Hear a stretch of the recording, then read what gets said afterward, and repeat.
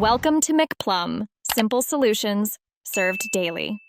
In this video, I will explain how to remove your Subaru XV radio. First, ensure your car is completely off and the parking brake is set for safety. You'll need a plastic trim removal tool to avoid damaging your dashboard and a Phillips head screwdriver.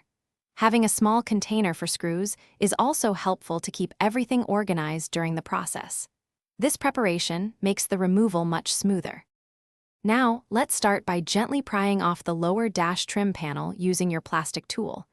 Work slowly around the edges to release the clips holding it in place.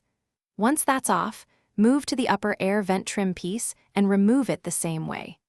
Be mindful of any wiring connected to these panels, disconnecting them if necessary before setting the panels aside. With the trim panels removed, you should now see the radio unit secured by 4 Phillips head screws. Unscrew these carefully and place them in your container so they don't get lost. Once the screws are out, gently pull the radio unit forward from the dash. Reach behind to disconnect all the electrical connectors and the antenna cable. They usually have small release tabs you'll need to press.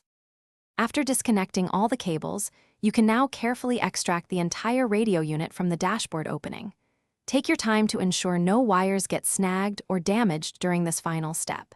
If you're installing a new unit, connect it now or store your old radio safely for future use. Remember to check the description for a link to Little Tree's black ice and other great deals we've found. Thanks for watching and good luck with your project. Thanks for watching, stay juicy, and subscribe.